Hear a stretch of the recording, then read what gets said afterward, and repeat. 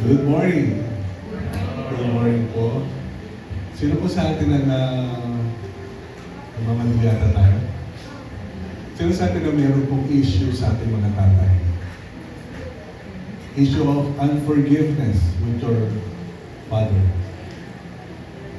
An issue with unforgiveness with your father. Lahat naman tayo may tatay, ano? Meron po wala? Meron nawawala ang tatay. Pero lahat tayo may tatay. Meron tayong tatay lahat. So yung issue of unforgiveness with our father, with our own father. Meron ba tayong issue na hindi pa natin napatawad yung tatay natin? Tatay natin dito sa lupa, no? Yung biological father natin. Bakit ko po natanong yun? Kasi napakahalaga po noon sa pinag-uusapan po natin ngayon bilang mga anak ng Diyos. Kahapon po, tinalakay po natin na ang Diyos natin ay tatay. Right? Tatay po ang ating Diyos. So, tatay siya. Ang pagiging tatay niya po ay tatay na siya sa eternity, sa pangwalang hanggan. Yun ang kanyang katangian. Yun ang kanyang likas. Kung gusto mo makilala ang Diyos, makikilala mo siya bilang tatay. Kasi siya po ay tatay. Tapos, kung siya ay tatay, para magkaroon ka po ng malalim at lumalagong relasyon sa kanya, ano ka dapat? Anak. Di ba? Tama po ba? Dapat anak ka. Kasi tatay siya, so ang relasyon natin sa kanya ay anak. Tayo ay kanyang mga anak. Now, kung hindi tayo marunong maging anak, paano tayo magiging anak sa kanya o paano siya magiging tatay sa atin? Okay? Nasusundan niyo po ako? Fast track po ata ito. Dahil kung wala tayong pusong anak, dahil hindi pa tayo nakapagpatawad sa tatay natin dito sa lupa, paano tayo magiging anak doon sa tatay natin sa langit? Bakit po? Kasi yung puso po natin ay iisa lang. Tama? Parehong puso po yung ginagamit natin sa relasyon natin sa mga tao at parehong puso yung ginagamit natin sa relasyon natin sa Diyos. Okay. Bagamat minsan, may nagkukunwari na sana dalawa ang puso ko. Pero it's the same heart. Kung anong uri ng puso meron ka, yun din yung puso na ginagamit mo sa Diyos. Kaya kung wala kang pusong anak, sa tatay mo dito sa lupa, dahil hindi mo pa napatawad, dahil nasaktan ka, nilayasan ka, pinabayaan ka, hindi ka inintindi, no? So makabilang bahay, so dala-dala mo yun hanggang ngayon, hindi ka parang nakakapagpatawad sa tatay mo. Paano yung puso mo ngayon bilang anak? Paano ka magkakaroon ng puso bilang isang anak sa tatay mo sa langit? So kaya po napakahalaga yung pong pagpapatawad sa ating po mga magulang. Sa ating mga magulang. Hindi ko po alam kung buhay pa ang inyong magulang, no? Pero yung iba siguro ay buhay pa, pero yung iba ay wala na, namatay na. Pero hindi naman ito tungkol sa kanila. Ito ay tungkol sa puso natin. Tungkol sa kalalagayan ng puso natin. So, I encourage you na patuloy pong buksan ang iyong puso para po sa ginagawa ng Panginoon sa atin, sa pagiging anak natin, sa ating pong tatay sa langit. Amen? So, hopefully kung meron po tayong issue, harapin po natin. Kasi sabi nga ni Pastor Tim po sa atin, pag nagpatawad ka, kailangan alam mo kung ano yung nawala sa'yo. Diba? Kung ano yung nawala sa'yo. Kasi, pag pinatawad mo na, ibig sabihin, goodbye na, di ba? Goodbye na doon sa 3-5. Kasi pinatawad mo na eh. Sabihin, hindi mo na yun, aantayin na ibalik sa'yo kasi pinatawad mo na eh. Goodbye na. So, meron kang kailangan na bilangin pag nagpatawad ka. Kaya yung mga ginawa sa'yo at hindi ginawa sa'yo ng tatay mo, pag pinatawad mo na siya mula sa puso, ibig sabihin doon, wala na. No? Tapos na yun. Tapos na yun. Kasi alam mo kung ano yung nawala sa'yo. Di ba? Ako po, naiwan ako ng tatay ko eh. Namatay po ang mother ko, 6 na taong gulang lang po ako. Then yung tatay ko po ay sumakabilang bahay. Tapos, lumaki ako sa lolo't lola ko. Hanggang sa nagbinata na ako, hanggang sa naging pastor na ako. So, iniwan ako ng tatay ko. At ako po yung bunso sa amin. 6 kami magkakapatid. Medyo mo 6 na taon na iniwanan ako ng tatay ko. So, ang issue ko sa kanya, hindi yung ginawa niya sa akin. Di ba, minsan, may mga magulang na malupit sa atin. Pinaparusahan tayo, binibitin tayo ng patiwarik, di ba? Pinapaluhod sa asin, no?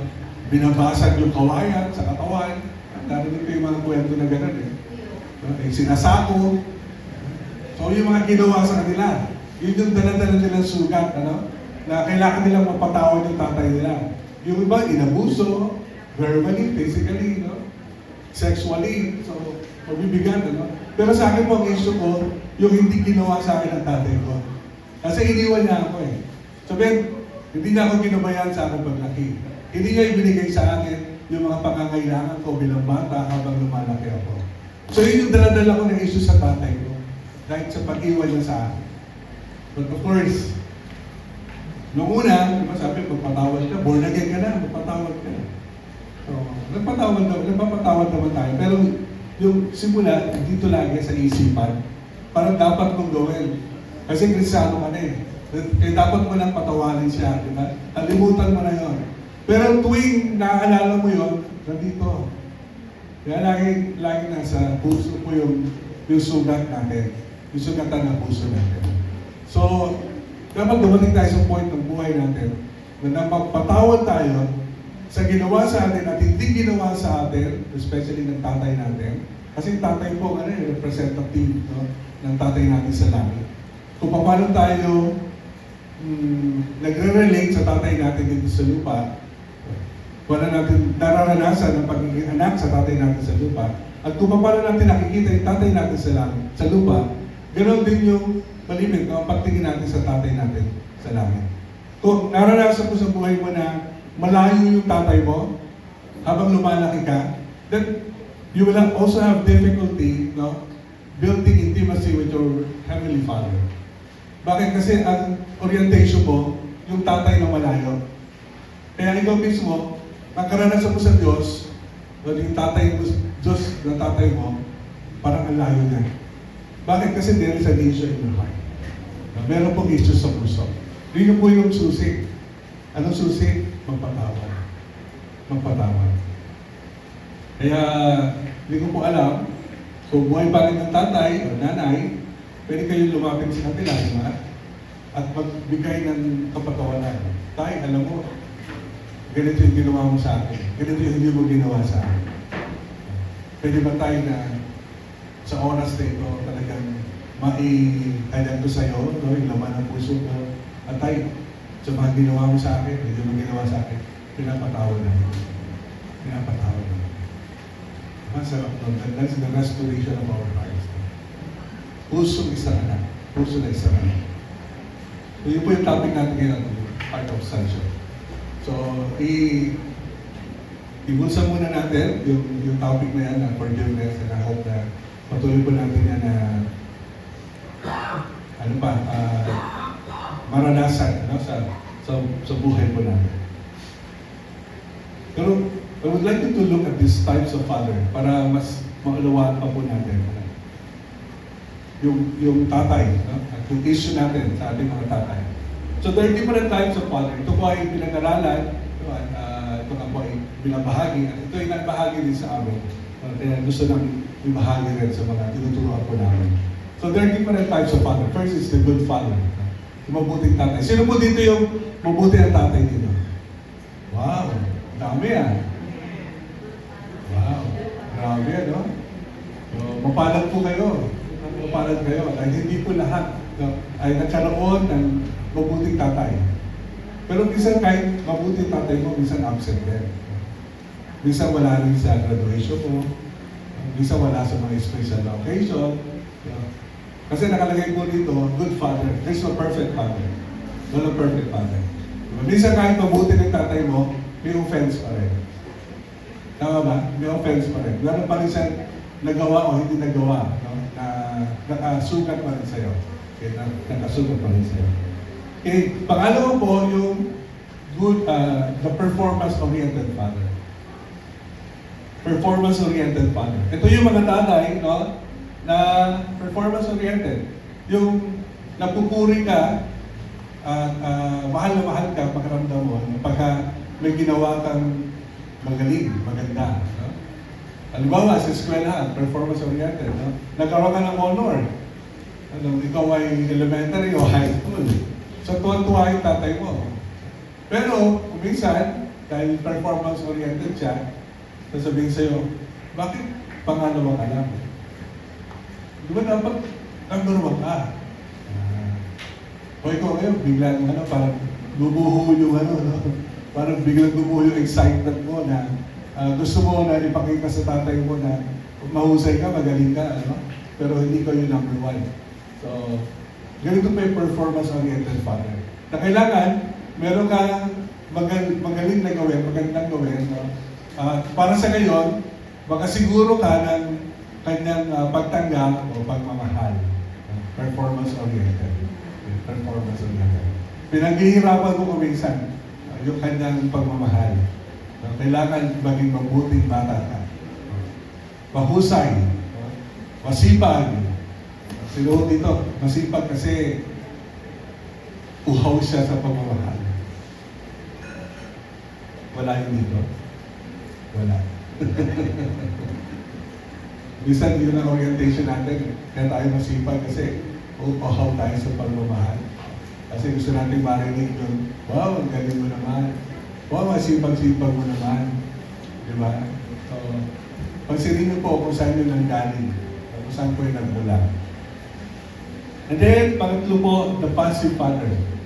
Ito po yung halimbawa ng tatay ko, passive. Wala siyang masyadong pakialam. Wala siyang pakialam. Actually po, ang tatay ko, kinausap lang ako, mabibilang sa daliri, sa isang kamay. Ako lumalaki ako. Hindi pa dalawang kamay, no? Isang kamay lang. No? Na natatandaan ko na nag-usap kami ng tatay ko. Hindi siya involved sa akin, sa buhay ko, sa akin po paglaki. At yung passive father, minsan sasabihin ng tatay, kung may problema ka, magsabi ka sa nanay mo. Basta yung tatay, uuwi ng bahay, galing trabaho, pagod. Ano gagawin? Manonood ng balita, tapos matutulog, tapos kinabukasan, alis na. So, most of the time, yung mga bata, hindi nagko-confine sa tatay, sa nanay. Kasi yung tatay, halos wala pakialam. Ako, nakausap ako ng tatay ko ilang beses lang. At yung maraming, sa pagkakataon na yun, lasing pa siya. Alam mo na, yung mga tatay ko natin, matapang pag nakain yun. Nakakapagsalita lang pagkalasing. Ganito rin ba? Nasa Cavite pa ba ako? Hello? Pangkaraniwan yung sa Cavite, di ba? O sa Pilipinas siguro, pagkalatan. So, yun po ating karanasan. Ating karanasan. Okay, passive father. The number 4, the absentee father. Absentee father. Nasa libangan niya, nasa hanap buhay niya, nasa barkada niya, so, nasa pa? Nasa asawa, ibang asawa niya. Kasama sa kultura natin, ano? Pag macho ka na, wala, 2 asawa mo, 3 asawa mo. So, dahil doon yung tatay naging absentee, wala lagi sa bahay. Kaya nasa abroad, naghahanap buhay sa abroad. So, absentee. Di ba ng araw, pag nag-abroad pa yung tatay o yung nanay, paano kayo nagko-communicate, di ba, sa voice tape pa? Cassette tape, ay mga bata, hindi na inabutan doon. Papadala yun, papakoryo yun. Pagbibilang yun ng ilang linggo bago makarating yung voice tape. Pagdating ng voice tape, di ba, kuha ka ng cassette player, tapos tatawagin mo yung pamilya, oy, Merong pinagdadaan tatay nyo, pakinggan natin. So, nakikinig lahat. Although ngayon, yung social media, di ba yung mga advantage na malapit na tayo sa isa't isa kahit malayo. Pero minsan, ang problema naman, malapit tayo sa isa't isa, nagiging malayo naman. Pag may hawak na cellphone. Hello? Kising pa ba kayo? Okay, so the absentee father, the authoritarian father. Ayan, yung parang general sa bahay. Authoritarian. Bawat kilos mo talagang maingat ka. No? Kasi ayaw mo magkamali kasi mapapagalitan ka. O kaya masasaktan ka. Authoritarian. Okay. At ang gusto niya, kung ano yung gusto niya, yun ang masusunod sa bahay na to. Kung ano gusto mo, yun ang masusunod. Authoritarian. So, hindi ka pwede mga tuwiran, hindi ka pwede sagot na sagot. No? Kasi siya ang general. Siya ang general. So, sabi nila, ang lalaki daw ang leon sa bahay.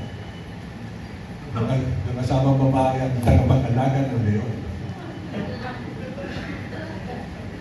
Yung ba naman sabi, ang lalaki daw ang ulo ng bahay, di ba? Yung babae ang leon. Anyway, so, but there are authoritarian families. Seryoso talaga. Na talagang, pag sinabi na, kailangan gawin mo. Pag hindi ka sumunod, may kanatagat na. Yung nangyayari sa'yo. And then, lastly, the abusive father. Abusive father. Whether verbally, sinasaktan ka niya, sa mga sinasabi niya na masasakit, o kaya naman, physically, sinasaktan ka rin niya. So, there are fathers who are abusive. Ewan ko ba kung minsan parang hirap unawain mo. Bakit yung ganito uri ay ng mga tatay ay meron tayo. Pero nangyayari. May kaibigan po kami na taga-Pasay siya ngayon. Galing siya sa probinsya. Ang kanyang kwento, yung puno ng kawayan, di ba? Isang buko yun, yun ang iyahataw sa kanya ng tatay. Hanggang pagkagulong-gulong ng kawayan. So, kaya po siya, bata pa nag-layas na sa kanya. Kasi sobrang ipahirap sa kanya ng tatay. So, the abusive father. So, the question is, anong klase ng tatay meron tayo? Siguro po, may combination. Sometimes may combination. Pero top one, ito yung number one, tapos ito yung pangalawa. Parang gano'n. Pero kung ano yung top one, anong klase ng tatay? Okay, naisip nyo na po ba? Kung anong klase ng tatay meron po kayo? Okay lang po pakibulong sa katabi ninyo? Bulong lang. Anong klase ng tatay meron?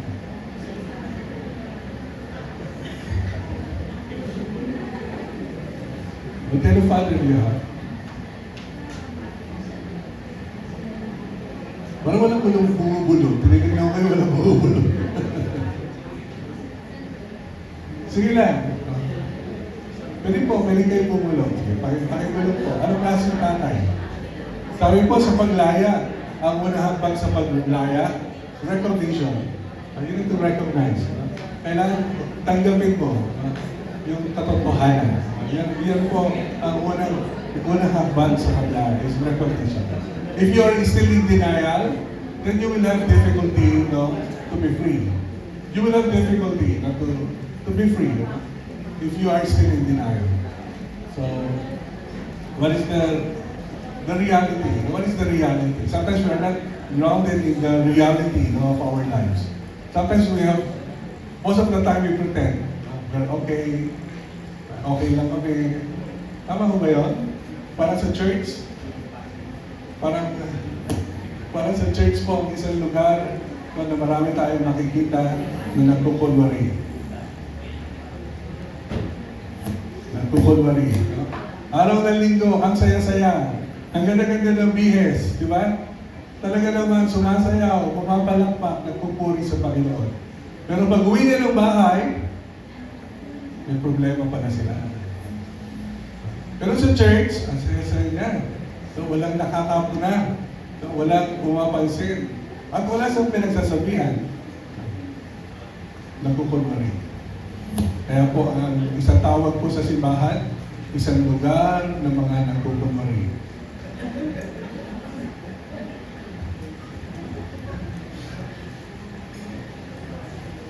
Isang lugar ng mga nagkukulmari. Bakit? Bakit tayo nagkukulmari? Kasi naalala nyo na born again kayo, first time sa church. Nakita nyo yung church, di ba? Wow, ang saya-saya sa church. Ang ganda-ganda, no? Born again ka, bagong-bago. Nag-join ka sa church. So ikaw rin, nag-enjoy ka sa fellowship. Pero one day, back to reality, may problema ka pala. Lumapit ka sa isang kapatid mo sa Panginoon. Alam mo kapatid, may problema kami. Anong sabi nung nilapitan mong kapatid? Pag-pray mo lang yan. Magbasa ka lang ng Biblia. Di ba? Mawawala na yan. Lumapit ka lang sa Panginoon. Mawawala na yan. But in reality, no, hindi pwede dito yung may problema. Ang dito sa church, puro masasaya. Puro masasaya. Kaya sa susunod, pagkatid mo ng sumunod na linggo, hindi ka na nagsabi ng problema mo. Di ba? Hindi ka na nagsabi ng problema mo. Kasi sa church, dapat masaya ka lang. Hindi pinag-uusapan ang problema. Kaya anong nasa isipan ng bawat isa? Wow, ang saya-saya natin sa church. Lahat tayo. Nakangiti. Pero may problema, may mga challenges, no? Pero okay lang. Pare-pareho naman tayo. Nakangiti, masaya. Pare-pareho lang naman tayo. Nagkukulmari sa loob ng simbahan.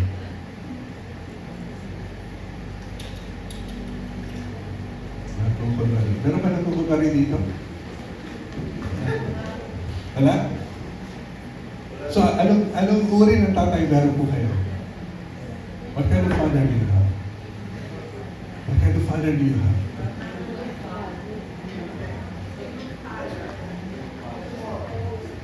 Okay? So, you can answer that, no? Pwede nyo pong tanggapin. Pwede nyo pong paniwalaan, no? Ano yung sa isipan ninyo na yun yung klase ng tatay na meron po kayo. Meron po kayo. Okay. So, pagiging anak. Kasi ang topic po natin, heart of sonship. So, pagiging anak, yung issue ng puso natin, kasi heart, puso, heart of sonship. Puso po pinag-uusapan. Kaya hindi pwede na lihim. No? Alam niyo po, ang taguan ng kaaway, lihim. Hanggang meron tayong lihim, nagtatago ang kaaway. No? Kaya bawal ang lihiman. Bawal ang lihiman. So kailangan nakahayag tayo. Ang mga tao po na namumuhay sa liwanag, no, ito po yung namumuhay, no, na ayon sa kalooban ng Panginoon. Pero kung ikaw ay namumuhay sa kadiliman, ibig sabihin meron kang tinatago. Na ayaw mo na mahayag, no, dahil natatakot ka. No? At hanggang nasa kadiliman ka, then there is no freedom. Walang paglayag. So gusto ng Panginoon, lumipat tayo from darkness into light. Mula sa kadiliman, tungo sa liwanag. Para maranasan natin ang kalayaan sa buhay natin. You know, the first step, no, is to find our healing. To be a son to our Lord, to have a heart of a son, is to confront us first, no, with the issues of our heart. Anong klaseng puso na meron tayo? Para tayo ay makalaya. Para maranasan natin yung pagiging anak, no, sa ating Ama sa langit. Sa ating Ama sa langit. Okay? Okay. Wala ba yun? So, ano ba yung pagiging anak? Let's look at our Lord Jesus Christ. He's the best example of a son. Jesus Christ. So, sabi ni Jesus Christ, Jesus gave them this answer. Very truly, I tell you, the Son can do nothing by himself. He can do only what he sees his Father doing. Because whatever the Father does, the Son also does. If you're looking for a perfect definition of a son, Jesus Christ is the perfect example. His relationship with His Father. And what is that relationship? Ano po yung relasyon na yun? Sabi ni Jesus, the Son can do nothing by Himself. Si Jesus po ito, ang anak ng Diyos, ang makapangyarihang Panginoon natin. Ang sabi niya, wala siyang magagawa sa kanyang sarili. Hindi kasi nasabi na wala siyang kapangyarihan. No? Dahil siya makapangyarihan, di ba? He is one of the Godhead. So, He is God. Pero ang sinasabi niya, siya ay anak. Wala siyang magagawa sa sarili niya dahil siya ay anak. He can do only what his Father doing. Ang pwede niya lang gawin ay yung nakikita niya na ginagawa ng tatay niya. Yung ginagawa ng tatay niya. Because whatever the Father does, the Son also does. Kasi kung ano yung ginagawa ng tatay, yun din yung ginagawa ni Jesus. See, look at the life of our Lord Jesus Christ. Ibig sabihin po nun, lahat ng ginawa ng Panginoong Jesus kung siya'y nabuhay dito sa lupa na nababasa natin sa Biblia, ay ginawa niya in His obedience to His Father. The miracles, the healing, di ba? Lahat po ito, the evangelism journey na ginawa niya. So, ang pagtulong, ang lahat ng ito ay ginawa ng Panginoong Jesus dahil ito yung nakita niya sa tatay. Sa tatay. So, yung pala yung anak. Ang anak, no, ay anak ka kasi ginagawa mo kung ano yung gusto ng tatay mo. Ako niyo po ako? Anak ka kasi ginagawa mo kung ano yung gusto ng tatay mo. So, ibig sabihin, pwede kang anak, pero hindi ka anak sa puso kasi hindi mo ginagawa yung gusto ng tatay mo. Halinaw ba? Pwede kang anak, pero hindi ka anak kasi wala kang pusong anak sa tatay mo. Pero kung talagang anak ka, meron kang pusong anak, sinusunod mo kung ano yung kalooban ng iyong ama, kalooban ng iyong tatay. Okay. So, that is the best definition of a son. So, yung example natin sa ating Panginoong Jesus. So, na siya ay anak, at dahil siya ay anak, ang kanya lamang ginagawa ay yung nakikita niya na ginagawa ng tatay. Na ginagawa ng tatay. Okay, so ang tanong, kaninong anak ka? Kaninong anak ka? Sabi, nakuha natin definition, no? Pag anak ka, ibig sabihin, yung tatay, kung ano gusto ng tatay mo, yun din yung gusto mo, yun din yung laman ng puso mo. Okay? Dahil anak ka. Okay. Whose son are you? So, kanino kang anak? Nung una ko po narinig ito, way back 2015, whose son are you? Siyempre, una kong sagot, hindi naman po tinanong na isa-isa, no? Sa sarili ko lang. Ang una kong sagot, siyempre, anak ako ng tatay ko. Siyempre, di ba? Whose son are you? Anak ako ng tatay ko, tatay Kiko. Kiko po, Francisco, kasi yung tatay ko eh. So, anak ako ng tatay ko. Pero, yung tanong ay parang dinihin, ano? Anak ka ba talaga ng tatay mo? So, alam ko na yung puntos, no? Kung bakit tinanong. Anak ka ba talaga ng tatay mo? Ibig sabihin, may puso anak ka ba sa tatay mo? That time, although pastor na po ako doon, alam ko na patawad ko ng tatay ko sa ginawa niya, sa hindi niya ginawa sa akin. No? Pero yung pagkakaroon ng pusong anak sa tatay ko, malayo yung puso ko sa kanya eh. No? Kung ano yung gusto ko, plano ko, yun yung ginagawa ko. Hindi ko itinatanong sa tatay ko, hindi ko inaalam kung anong gusto niya. Malayo po kami. So kung tatanungin kung anak ako sa tatay ko, hindi. Hindi. Hindi ako anak sa tatay ko. Bakit? Kasi yung anak, alam mo yung gusto ng tatay mo, no? At hindi nila naman ang puso mo. Hindi nila naman ang puso mo. So, yung biological father ko, hindi siya yung tatay ko. Hindi ako anak sa kanya. Of course, tatay ko siya. But I'm not a son to my father. Kaya sabi ko, siguro spiritual na tatay. Ano, di ba, meron tayo mga spiritual father, spiritual mother, di ba? Siguro yung spiritual father ko.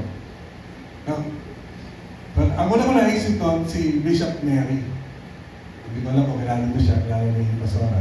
Kasi si Bishop Neri, mas matanda sa akin. Tapos matagal na kami magkasama sa Las Marinas, sa Money Ministry. Actually kami yung unang nag-partner sa Body of Christ. Siya unang nakapartner ko sa Body of Christ. Chairman siya, secretary ako. Hanggang eventually, naging vice chairman niya ata ako. Hanggang naging chairman ako ng Las Marinas. So, sabi ko si Bishop Neri. Si Bishop Neri, anak ako ni Bishop Neri. Tanong mo na anak ka ba talaga ni Bishop Neri? Napaka yung puso ko. Hindi sabi ko, hindi ako anak sa kanya kasi magkasama kami sa ministry, minsan nagbabanggaan pa kami ng mga, alam mo na, diba? Minsan may mga gusto kayong gawin. So, nagdidebate kami. Minsan sharp pa yung discussion, di ba?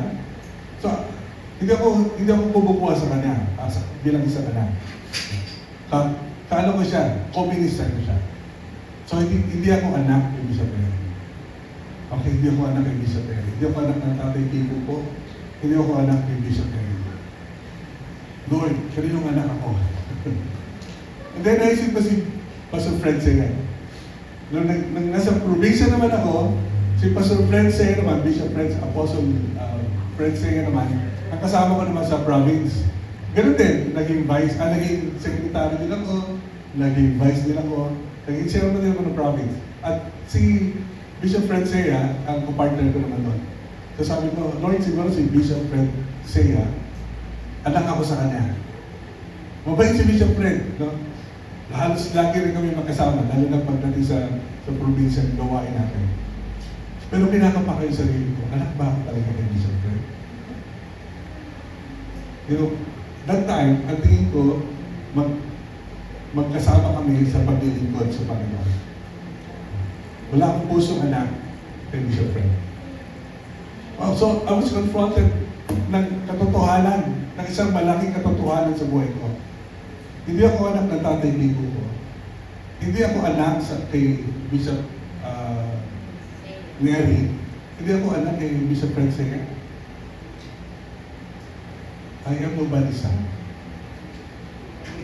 I am nobody's son. Wala. Sabi ko, bakit? Hindi ako anak ni naman. Hindi ako anak ni naman. You know, my real issue is my issue with my father. And sinimulan ko po ngayon. Iniwan po niya kami. No? Pero isang pangyayari na binalik ako ng Panginoon doon sa event na yun. Iniwan ako ng tatay ko. First, namatay yung mother ko.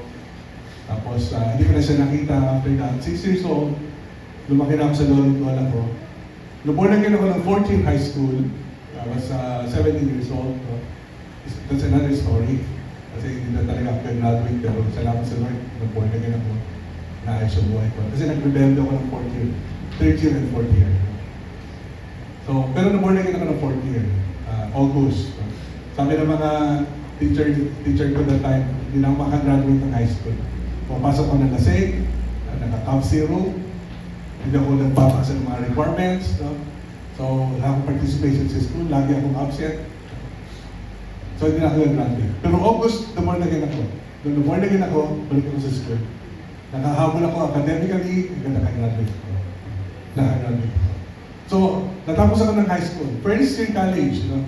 Nasa Lasal po ako. I was taking physical therapy. So, dumating yung tatay ko sa bahay. Pagdating ng tatay ko sa bahay, dinala niya ako doon sa terrace ng bahay ng lolo ko. Kinausap niya ako. I think this is the second time na nag-usap kami bilang magama. Sabi niya sa akin, Ray, nakabalitaan ko na nagbabagkata ka daw. Born again ako lang eh. Tapos sabi niya sa akin, tigil-tigilan mo yan.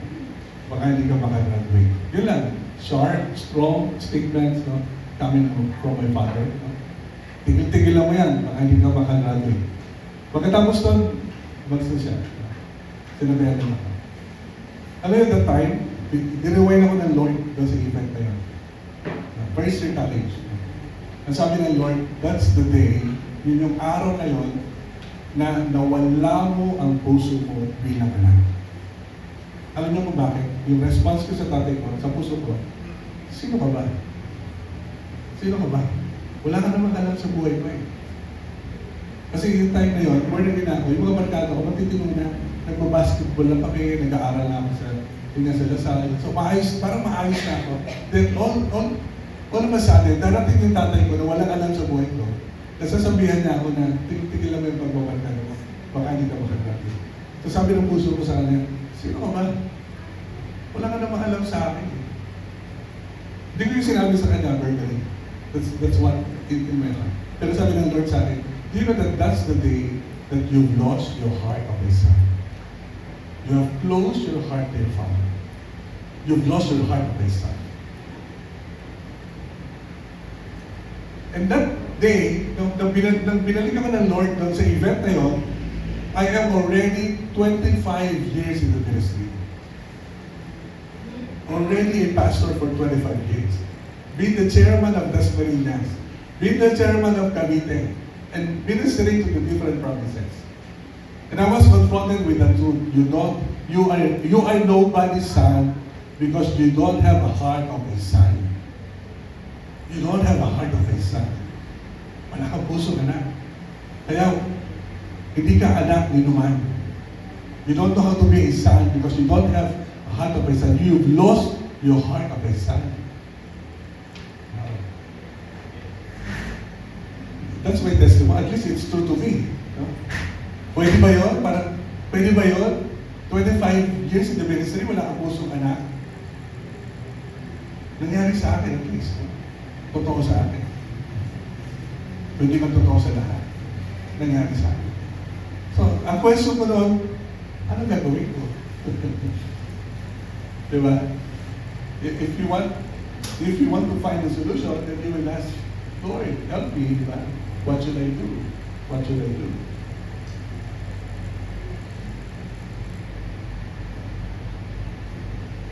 Ito po yung tatay ko.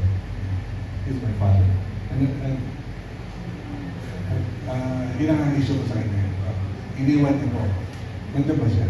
Yeah. Ang taba ko pa dyan. This is 2016 or 2017? Parang 2017. 2017.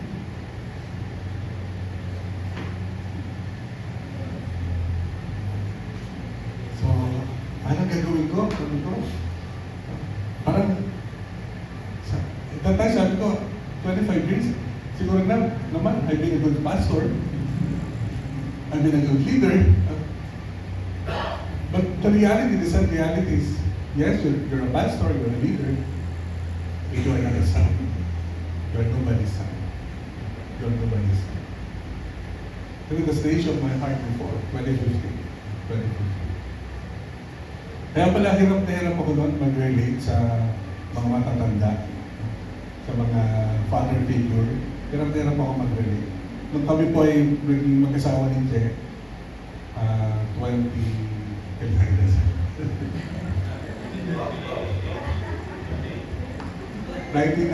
sir. 1998. Hindi ka pumunta ni Sing-Sing. 1998, pinasal kami. So, pastor namin po ako noon, 1998, kasi I started sa ministry in 1990. I'm already 8 years in the ministry. Nag-ansal na kami ni Sir. So, yung mga magulang niya, siyempre buhay pa, yung tatay, yung nanay. So, leaders sila ng church. No? So, minsan napunta kami ng bahay nila sa Bicol. Nag-stay kami doon for a few days. No?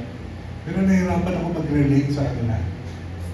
Hindi ko alam kung paano makipag-usap sa tatay, kay papa at kay mama. Hindi ko alam kung napapansin siya. Kasi hindi ko nga alam paano maging anak eh. Paano maging anak.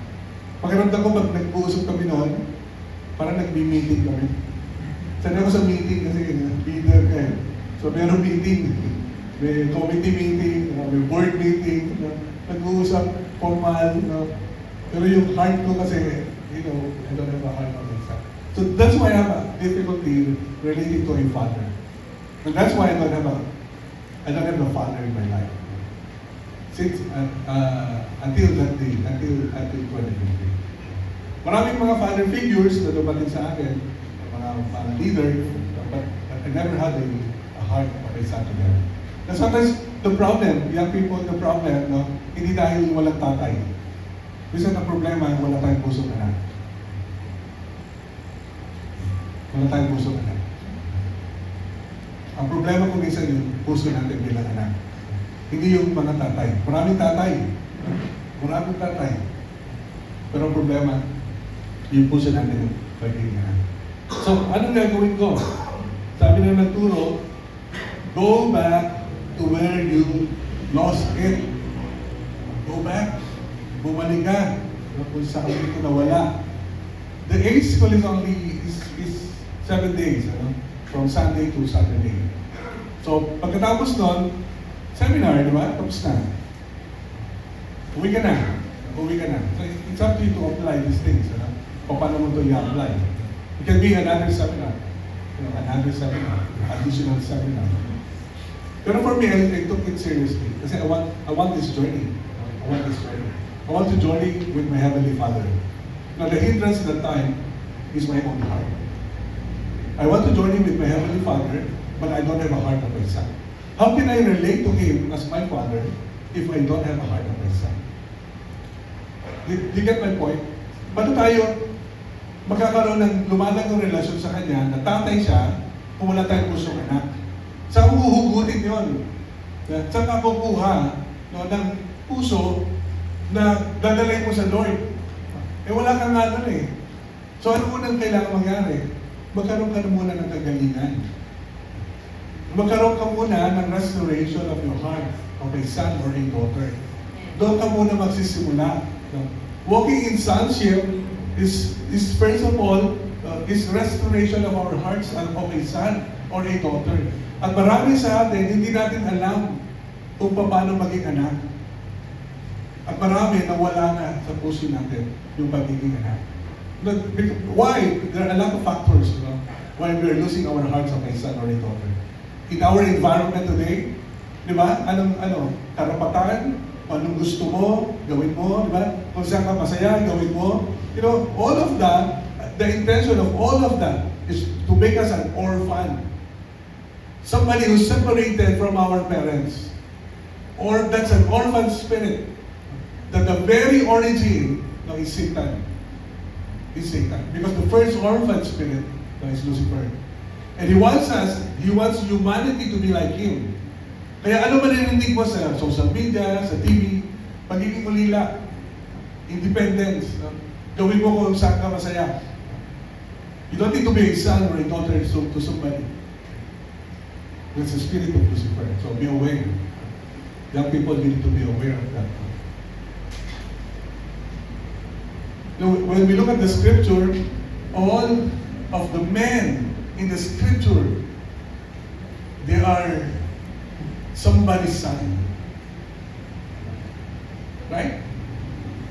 The relationship is there when we look at the scripture. Sino tatay ni David? Jesse, di ba? Pag binanggit, David, son of Jesse. Di ba pwedeng David, mighty warrior? Hindi, dinudugtong yung sino tatay. O sino tatay? Look at all the characters in the scripture. Once na nakilala mo sila, makikilala mo rin kung sino tatay nila. Nakadugtong palagi. Why? Bakit dalawa, di ba? Kasi ang Diyos natin tatay. Tatay siya eh. Ang relasyon sa kanya anak. So gusto niya na matutunan natin ang relasyon na ito. Ang relasyon na ito. At ito ay magsisimula po sa ating mga tunay na magulang. Kung paano tayo naging anak sa ating tunay na magulang. O hindi naging anak sa ating tunay na magulang. At yun yung issue ng puso natin. So ang nangyari po sa akin, so after the high school, kami ni Ate Che, we started visiting my father. I know I've forgiven him. Yung pinag-topic ni Quentin, nagawa ko na yan. I've forgiven my father with all of my heart. Pero ang problema ko, yung connection, yung heart of my son. Heart of my son. So we started visiting my father at that time, 2015. So, dalaw kami pag-biyokasyon, pag napunta siya sa bahay, nag-aabot ako sa kanya, because I can be a son to him. Kasi may regalo kami, pupunta kami, pupunta kami cake. So, you know, finding my heart. Hanapin ko yung puso ko. Tapos, 2017, nang namatay po yung stepmom namin, na doon siya nakatira, 2017. So, nang namatay na yung aming stepmom, sabi ng mga kapatid ko, tayo, uwi ka na sa amin. Uwi ka na sa amin. Kasi kami magkakapatid, isang compound lang po kami. Yung kapatid ko babae, bahay namin, kapatid ko babae, kuya ko, tapos kuya ko sa taas. So, yung isang kapatid ko nasa kabilang kalsada. So kaming anim, yung kami lima, may bahay kami doon. Yung isa nasa kabila, yung pang-anim. So sabi ng mga kapatid ko, ay, uwi ka na sa amin. At pinilang nila, 40 years na. So 40 years na, nag-iniwan mo kami. Nag-iniwan mo kami. So tatay ko, hindi umimik. Tahimik. Katulad ko po, tahimik. Pag wala ko microphone, tahimik ako. Ayaw na nila maniwala nila. Tahimik lang yung tatay ko. Hindi siya umimik kapag nakaburo yung aming, ano pa sa Tagalog, stepmom. Madrasta. Tapos ako, nakikiram lang, uuwi mo siya, o hindi. Pagkatapos sa yun.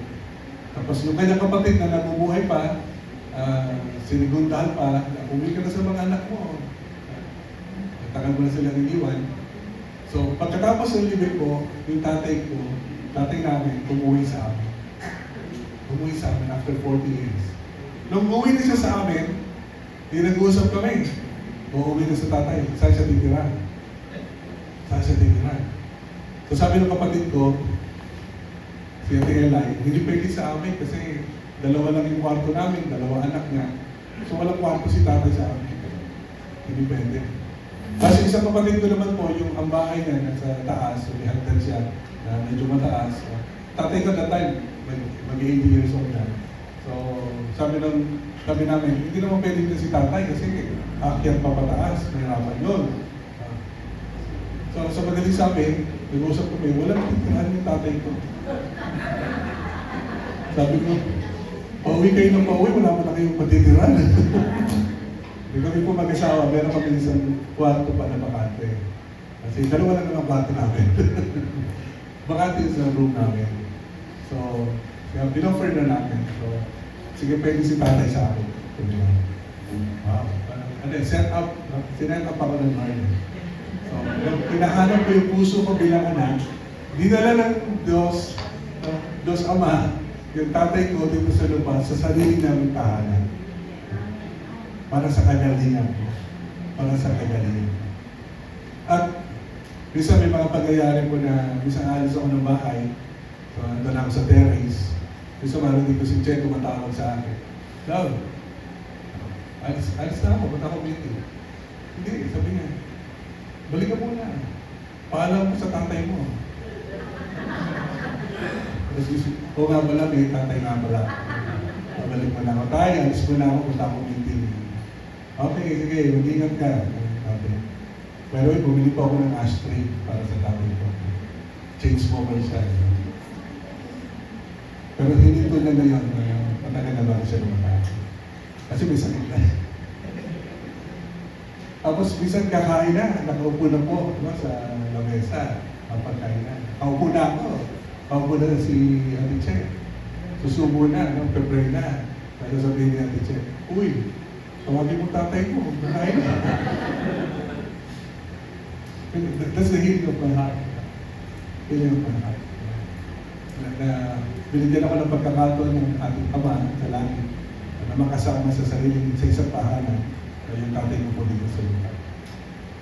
That's my healing. Tapos, eventually, nasabi mo po na, ang sarap pala maging isang anak.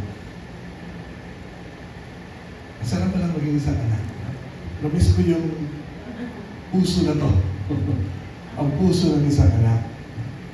Kaya sabi ko ngayon, yung relasyon natin sa Diyos, diba? Anak tayo na eh. Tanggalin mo na lahat ng titulo mo. Diba? Tanggalin mo lahat ng posisyon. Diba? Tanggalin mo na lahat ng responsibilidad mo. Huwag lang yung anak. Ay, anak ka. Alam naman ang hari ng mga hari. Panginoon ng mga Panginoon. Nagmamay-ari ng lahat ng ito. Siya lang naman ang tatay mo. Amen? You know, my realization, my relationship with my Heavenly Father grew. Even more, grew. when the issue of my heart as a son, was answered. It was answered. When I found my healing, my continuous healing, then my relationship with my Heavenly Father, it becomes to, grow. It grows. And it's growing. It's a journey. It's really a journey. Masarap po. The Father is in us. Amen? We have a relationship with our Father. And He has promised He will never leave us nor forsake us. Sabi na nga, di ba, sabi ng Panginoon Jesus, lumapit kayo sa akin, kayong mga nabibigat ang loob. At kayo'y aking pagpapahingahin. I will give you rest. Rest. That's an invitation. Now, when you receive the Lord, di ba, He's giving you rest. Meron na tayong rest. Amen? Then I will never leave you nor forsake you. We're not searching anymore for God. Amen? Mas gusto ko pong kasama yung mga Kristyano na natagpuan na ang Diyos kaysa naghahanap pa sa Diyos. Mas masarap sumamba na hindi ka naghihirap na hanapin ang Diyos. Kasama na natin siya. At ang pangako niya, hindi na tayo iwanan. Hindi na tayo pababayaan. Bakit? Anak na tayo. That is our relationship with Him. Anak na tayo. Hindi pwede na isang araw, wala kang kapayapaan, hahanapin mo isang araw, may kapayapaan ka. No, sabi ng Lord, yung tatanggapin natin ay buhay na tubig na dadaanin sa atin. At hindi ito mapapatid, di ba? Hindi ito matutuyuan. This will become a living water inside of us. Hindi ito matutuyuan. So ito'y tuloy-tuloy na dadaanin. Perhaps sometimes what we're searching is inside, it's not outside. Pero real Christianity, it's not about reaching God. Real Christianity is about God reaching us. No? We only respond. We only respond. Mapapagod po tayo. If our concept of Christianity is reaching God, that is religion. But once our concept of Christianity is we are sons and daughters of God, and He's with us, He's always with us, and we are to receive for God to love the word that He gave. So we have to say that bibigay, that is a downward movement, that is not an upward movement.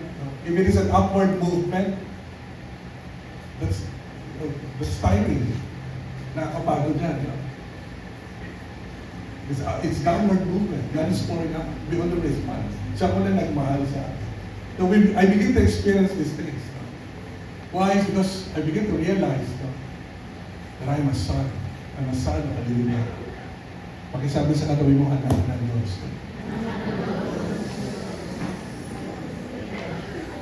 Amen? Di ba? Sarap maging anak. Amen po? So you need to go back where you lost it. If you don't have the heart of a son to the parents that God gave to you, you cannot have a real relationship with God as your Father. And you will go through your life trapped in your orphan ways and perspective.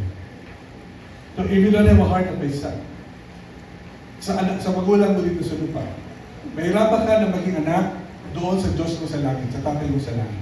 At mananatili ka na ulila. We have a topic on orphan spirit. So ayaw kong munahin ko yun. Para pabalikin nyo kami sa susunod, para maituro ni Pastor P yung orphan spirit. Maituro ni Pastor P. Mabawi lang ako. So, mananatili kang ulila, di ba? Pagka hindi ka naging anak. You cannot cast out the orphan spirit. You can only bring the presence to God para ma-realize na kung sino siya bilang anak. So if you are in some form of Christian ministry, alam ko po, marami senior leaders, no? So tingnan niyo po itong paalala sa atin. If you are in some form of Christian ministry, you will continually face a barrier to your effectiveness because to be like Jesus, you first have to be His son at heart. You will be facing a barrier. Kasi ang maging kawangis ni Jesus ay maging isang anak. Kagaya niya. To Heavenly Father. To His Heavenly Father, who is now our Father also. Maging kagaya ng ating Panginoon Jesus. Na isa rin na. You will have barriers in your ministry. Pag hindi ka naging anak na kagaya ni Jesus. Kagaya ni Jesus. So if you are in some form of ministry, the challenge for us is to be like Jesus Christ. To be a son or a daughter to our Heavenly Father.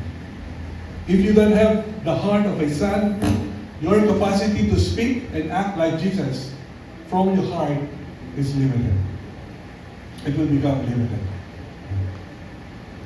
Why? Because Jesus Christ is the Son. Ang tawag natin sa Spirit na we receive is the Spirit of the Son. The Spirit of the Son. Can you go to the first scripture? It's in Galatians. Yeah. Galatians 4:46. Look at this scripture. But when the set time had fully come, God sent His Son, born of a woman, born under the law, to redeem those under the law, that we might receive adoption to sonship. Because you are His sons, God sent the Spirit of His Son into our hearts, the Spirit who calls out, Abba, Father. So, ano daw po yung tinanggap natin ng Espiritu? Dahil tayo yung anak na, because you are sons, God sent the Spirit of His Son, the Spirit of our Lord Jesus Christ, into our hearts. So the Spirit who calls out, Abba, Father. That's the Spirit that we have received, the Spirit of Jesus Christ in our hearts. Kaya po tawag po natin dito, sonship. Sonship. Kahit babae po ang tawag sonship. Bakit? Kasi Spirit ng Son, Spirit ni Jesus Christ. Yung receive natin. Kaya kahit kababaihan, lahat po tayo, lalaki at babae, we have entered into sonship. And because of the Spirit of Christ in our hearts. Okay lang po ba yung mga kababaihan? Sonship. Kaya po, hindi natin nababagit kami sa yung daughtership and sonship because pertaining to the Spirit of the Son, the Spirit of the Lord Jesus Christ in our hearts. Whether you are female or male, we are all have entered into the sonship because this is what has been deposited in our hearts. The Spirit of the Son, the Spirit of our Lord Jesus Christ is in our hearts. Now we can cry out to our Heavenly Father. Father, divine Father. Why? Bakit? Kasi meron tayong pusong anak, alam natin paano maging anak, then the Spirit of the Son came into our hearts, then we can cry out, Father. We know how to be a son. Now, pag wala kang isang pusong anak, then you receive Christ, paano ka tatawag sa Diyos? If you don't have a heart of a son. So, wala pong lalandingan. Walang lalandingan. Kailangan magkaroon muna ng healing sa puso natin. Mabalik yung puso ng anak. Para sa gayon, totoo na maranasan natin yung pagiging anak. Pagiging anak. Can we go back to yung slide kanina? Okay, so that's the end of the slides. So how are you? Kamusta po kayo? Kamusta yung pong puso? Kamusta yung puso? Meron ba tayong puso ng isang anak? Kasi ito po ay nagsisimula sa pagkilala ng sarili natin puso. Sa sarili natin puso. Tapos, pagkilala kung anong kalalagayan ng puso natin. Kailangan natin magsimula sa pagpapatawad sa ating tatay, sa kanyang ginawa o hindi ginawa sa atin. Sa A-School po, may exercise kami ginagawa po rito. Which wala tayong time gawin. Pwede nyo gawin sa bahay. Pinagawa kami ng sulat. Letter. Nakatulong sa akin ng sulat. Kaya gusto mo sabihin sa tatay mo, dinaan mo na sa sulat. Dinaan mo na sa sulat. Pwede po yun. So, pwede niyo po ito nasa sa inyo po. And then, pagkilala ng puso natin, at pagkahanap ng kagalingan natin sa puso natin, bilang isang anak. Bilang isang anak. na lubusan natin maranasan the restoration of heart natin of His Son, the healing of our hearts of His Son. And also, asking for forgiveness. Hindi lang ito pagpapatawad eh. Paghingi rin ng tawad. Alam niyo po ako, ang hingi ko ng tawad sa tatay ko, yung desisyon ko na saraduhan ng puso ko sa kanya. Na hindi maging anak sa kanya. Na hindi maging anak sa kanya. You know, it is our decision. Kahit ano man yung ginawa sa atin ng tatay natin, paano tayo malupisan, paano tayo pinahirapan, sinagtan, decision pa rin natin kung sasaraduhan natin ang puso natin sa kanya. And we need to be responsible to that. We need to be responsible in our own action. Kung nagalit tayo sa tatay natin, di ba, namuhin tayo sa kanya, lumayo tayo sa tatay natin, then we need to be responsible. We also need to ask for forgiveness. Tayo kailangan humingi ng tawad para kumpleto yung kagalingan ng puso ko natin. Kagalingan ng puso. Okay, so Sasha.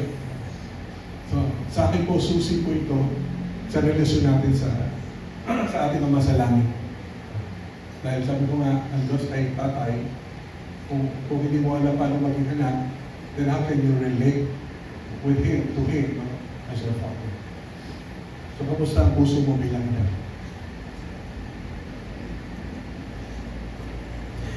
Siguro po, simula ko doon sa tanong ko na kanina, yung sinuwalang tanong sa akin, kanino ka na?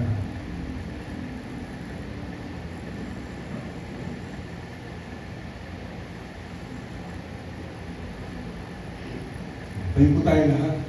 Labang po tayo sa Panginoon. Ay, yun lang.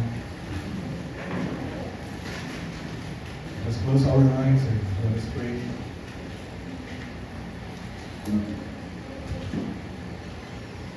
Kung kaya po natin gawin, pwede po ba natin isipin yung tatay po natin, yung itsura ng tatay natin, yung mukha niya, yung ating biological father.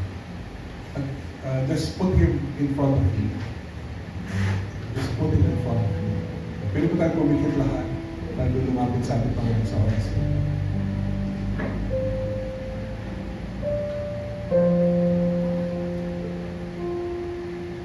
Kapag nasa harapan niyo po yung larawan yung tatay sa oras na ito, hindi ko po alam kung anong isyo ng puso ko natin sa ating mga sariling tatay, sa iyong tatay. Hindi ko alam kung meron kayo nanakit, meron kang pagtatampo, meron kang galit, meron kang pagpapasalamat. Hindi ko alam kung anong isyo natin sa tatay ko natin. But I want you to also reflect in your own heart. Meron ka bang puso ka na sa kanya, sa tatay mo? Do you have a heart of a son or a daughter to your father?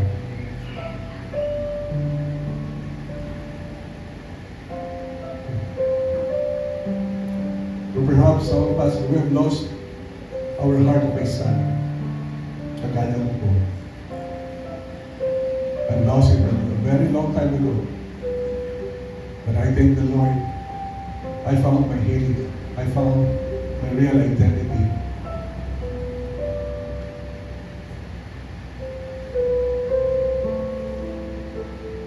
Kung ngayong umaga po, you're led to release forgiveness to your Father, you can do so. Pwede niyo po sabihin na tayo pinatatawad na kita. At ano yung nawala sa iyo? Ano yung ginawa sa iyo? Ano yung hindi nagawa sa iyo? Will you release forgiveness to your Father this morning? Tayo pinatatawad na kita sa mga ginawa mo sa akin.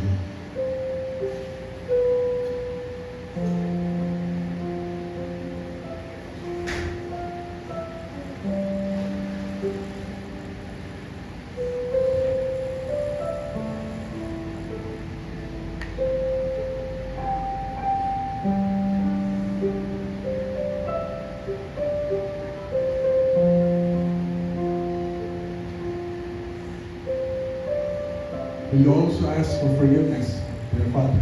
Tayo, patawarin niyo po ako sa mga nasabi ko, sa mga ginawa ko, sa mga naramdaman ko, laban ko sa inyo. Tayo, patawarin niyo po ako.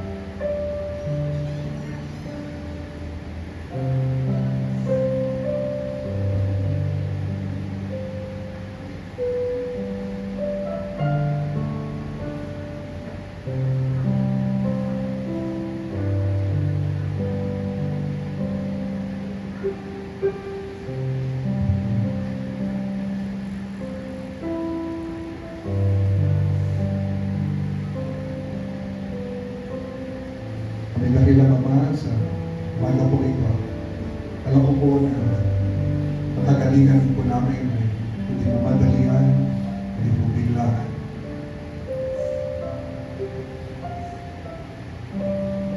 Salamat po dahil sa umaga ito, Lord, may pinapakita ka po sa iyong anak sa umaga po ito. Ang tunay na kalalagayan ng kanyang puso, ang tunay na relasyon niya sa inyo, ang kanyang relasyon sa kanyang tatay, sa kanyang mga magulang. Para pray, Lord, na magmula po dito, Panginoon, tulungan niyo po ang anak. Hanapin, Panginoon,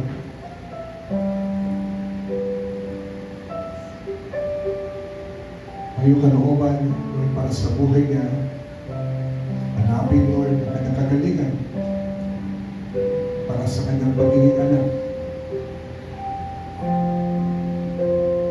Magbunga ito, Lord, na mas lumalago pang relasyon sa inyo. Bilang kanyang ama, na minamahal siya, na walang kondisyon, walang hinihiling na kapalit. Minamahal mo siya, Ama, hindi dahil sa ginawa niya at gagawin niya, hindi dahil kung sino siya, dahil siya ay anak mo. At nakikita mo sa kanya ang iyong anak na si Jesus.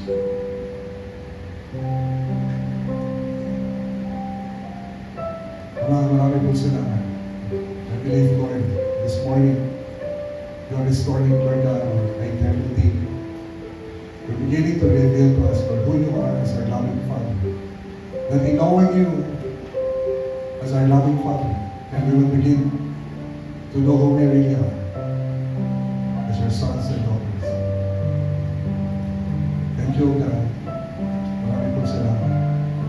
May every one of us, Lord, who are here, totally find our healing in you. And we totally find the restoration of our hearts, the sons and daughters.